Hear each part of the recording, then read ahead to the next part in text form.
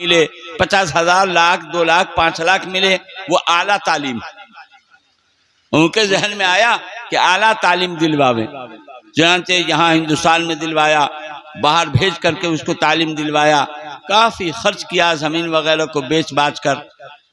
نوجوان جب پڑھ کر کے آیا اور زمیندار صاحب کے دل و دماغ میں یہ بات تھی کہ اب تو صاحبزادہ اونچی تعلیم حاصل کر کے آیا ہے، اب تو اس کو بڑی نوکری ملے گی اور اتنی تنخواہ ہوگی اور ہم لوگوں کی اوج موج کی زندگی ہوگی۔ لیکن اللہ کا کرنا کہ وہ نوجوان بیمار پڑا، علاج کیا گیا، لیکن جیسے جیسے علاج بڑھتا چلا گیا بیماری بھی بڑھتی ہی چلی گئی، اور آخری حد پہ وہ نوجوان پہنچ گیا۔ اب تب کی اس کی زندگی ہوئی کہ اب مرے گا تب مرے گا۔ وہ زمیندار صاحب وہ سرہانے بیٹھے ہوئے رو رہے تھے۔ بیٹے نے کہا کہ ابا کیوں رو رہے ہیں آپ؟ تو بڑے میاں نے کہا، وہ زمیندار صاحب نے کہا کہ بیٹے میں اس پر رو رہا ہوں کہ پورا سرمایہ میں نے تم پر لگا دیا اور اونچی سے اونچی تعلیم تو تم کو دلوا دیا، اب جب پھل کھانے کا وقت آیا ہے تو اب تم لگتا نہیں ہے کہ بچو گے، اب جا رہے ہو تم، اس پر مجھے رونا آ رہا۔ نوجوان نے کہا کہ ابا ابھی آپ کیا رو رہے ہیں؟ کل قیامت کے دن اللہ کے ہاں جو پکڑ ہوگی تب آپ کو رونا آئے گا۔ کسی مولوی اور حافظ کا تو منہ نہیں آپ نے دیکھنے دیا، کسی مولوی حافظ کا منہ نہیں دیکھنے دیا، اللہ کیا ہے، اللہ کے رسول کیا ہے اور جنت آخرت کیا ہے، ایمان کیا ہے، تو آپ نے کچھ سکھلایا ہی نہیں۔ ابھی آپ نے میرے حق کو مارا ہے، آپ ابھی کیا رو رہے ہیں؟ اللہ کے ہاں جب آپ کی پکڑ ہوگی تو آپ کو سمجھ میں آئے گا۔ بات صحیح ہے دوستو، اور بھی اگر ہم نے اپنے بچوں کے ساتھ یہ فیصلہ کیا ہے تو غلط فیصلہ کیا ہے۔ پہلی فرصت میں آنکھ بند کر کے آپ یہ 4 سال کی عمر کے بچے ہوتے ہیں یا بچیاں ہوتی ہیں، ان کو آپ دینی تعلیم دلوا دیں، اور دینی تعلیم کا آپ مولانا نہیں بنانا چاہتے ہیں، کوئی فرض نہیں ہے آپ کے ذمہ مولانا بنانا، حافظ قاری بنانا فرض نہیں ہے۔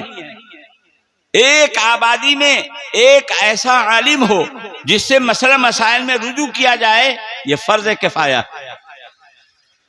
ہر فرض کا عالم مولانا بننا فرض نہیں۔ ابھی حضرت ماں خالص صلی اللہ صاحب رحمانی دامت برکاتہم کی آپ نے تقریر سنی۔ لیکن مسلمان بنانا اور ایمان کو بچانا اور ایمانیات کو بتانا یہ تو فرض ہے، یہ تو فرض ہے۔ تو اس لیے اپنے بچوں کو بچیوں کو اتنی تعلیم تو آپ ضرور دلواویں جس سے ان کا ایمان بچے، جی ارتداد کے شکار نہ ہو جاویں، ذہنی طور پر فکری طور پر مرتد نہ ہوتے وہ چلے جائیں۔ جی الحمدللہ اپنا یہ ریاض العلوم ہے، اور اس طرح کے جو ہمارے ہاں ادارے ہیں یہاں اس طرح کی ماشاءاللہ تعلیم ہوتی ہے۔ اپنے بچوں کو بھیجیں، چھوٹے چھوٹے بچے ہیں ان کے لیے اگر محلے کے حساب سے اگر مکتب کا نظام ہو بہت اچھی بات ہے، کیونکہ پورا پٹھن پورا کی بستی تو پھیل گئی ہے، وہ قبرستان سے ادھر چلی گئی بستی۔ این قدر آقدر جو چھوٹے چھوٹے بچے ہیں سب ریاض العلوم میں ان کے لیے پہنچنا مشکل، جی اس لیے ہمارے بڑے یہ کہتے ہیں ہر مسجد کے ساتھ مکتب اٹیچ۔ چھوٹے چھوٹے بچے کہاں جائیں گے، دور دراز نہیں جا سکتے ہیں، ان کی تعلیم تو وہیں کی وہیں ہونی چاہیے، اس طرح نظام ہو۔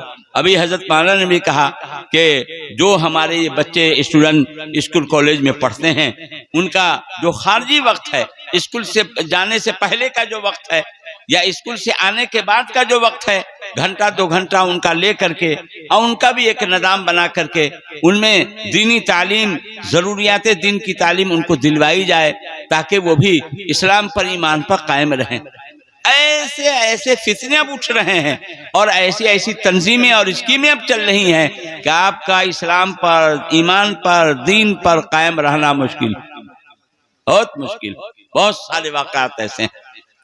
تو دوستو اور بزرگوں، مدرسے کی قدر کریں، اور مدرسے کی قدردانی یہ ہے کہ آپ کے پیسے سے پہلے آپ کا بچہ یہاں پہلے پہنچے۔ مسجد ماشاءاللہ بننے جا رہی ہے، یہ ذہن میں رکھیں آپ، کوئی بھی مدرسہ مسجد کے بغیر ادھورا رہتا ہے۔ جی مدرسہ مکمل جبھی ہوتا ہے مدرسہ جب وہاں مسجد، اللہ کے محبوب حضور سید عالم صلی اللہ علیہ وسلم کی جو سیرت ہے، آپ نے مسجد بنائی اور سامنے چبوترا بنایا، وہی مدرسہ تھا۔